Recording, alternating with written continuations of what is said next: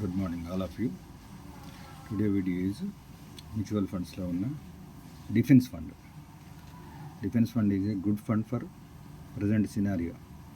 Last 1 year back vachina HDFC defense fund is good returns and collected 3,000 crores the span of 2 years.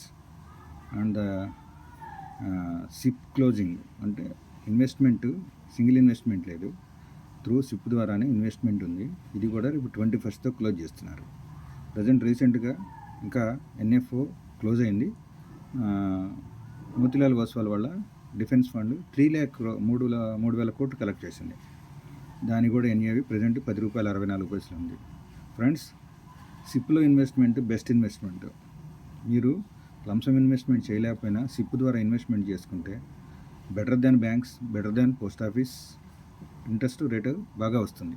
అదీనుగాక మీరు సిప్లో open ended funds కాబట్టి 1 year తర్వాత నుంచి ఎప్పుడు కావాలన్నా withdraw చేసుకోవచ్చు. Long టర్మ్లో ఉంటే మంచి రిటర్న్స్ వస్తాయి. ఇప్పుడు ప్రజెంట్ ఉన్న సిప్లో 16% దాకా ఉంది, కానీ అదే రేట్ ఆఫ్ ఇంట్రెస్ట్ వస్తుందని ఎవరు హామీ ఇవ్వరు.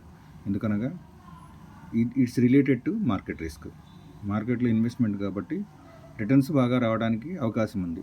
లాంగ్ టర్మ్లో 5 years అండ్ అబవ్ కనుక సిప్లో పెట్టుకున్నట్టయితే మంచి రిటర్న్స్ వస్తాయి. ప్రస్తుతం నడుస్తున్న HDFC defence fund and HDFC defence fund is close to 21st దాకే అవకాశం ఉంది.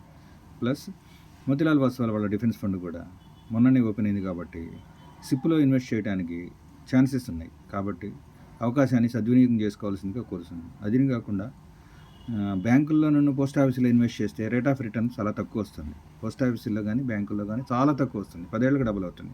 కానీ మ్యూచువల్ ఫండ్స్లో షార్ట్ స్పాన్లో డబుల్ అవుతుంది.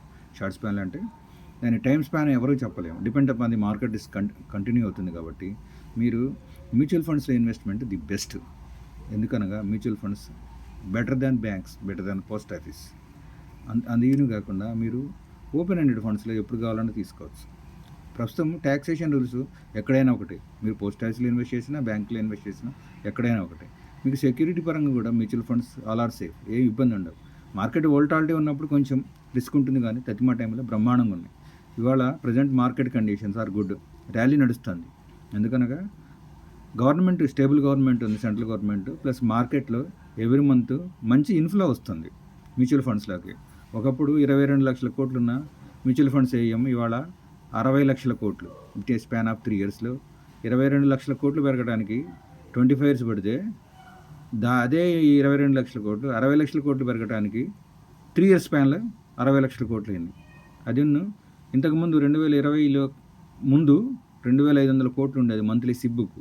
ప్రజెంట్ 21,000 కోట్లు మంత్లీ సిప్ బుక్ ఉంది. అంటే సిప్పులు కట్టేవాళ్ళ పర్సంటేజ్ ఎక్కువ పెరిగింది. అందుకని ఫ్రెండ్స్, దయచేసి ఈ అవకాశాన్ని ఉపయోగించుకోండి. డిఫెన్స్ ఫండ్లో ఇన్వెస్ట్ చేయడానికి ట్రై చేయండి. ఎందుకనగా డిఫెన్స్ ఫండ్ పర్ఫార్మెన్స్ బాగుంది. అదేనే కాకుండా ఫర్దర్గా ఏదైనా ఇన్వెస్ట్మెంట్ చేయాలన్నా మా దగ్గరికి వస్తే మేము సలహా ఇచ్చి మీకు మంచిగా గైడ్ చేయగలము. Thank you. మీ చంద్రశేఖర్.